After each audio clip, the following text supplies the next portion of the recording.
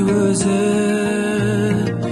қимылсыз билеп, иықтан шашың төгіліп жерге,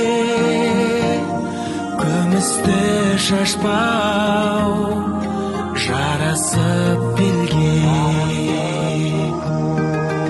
Иықтан шашың төгіліп жерге,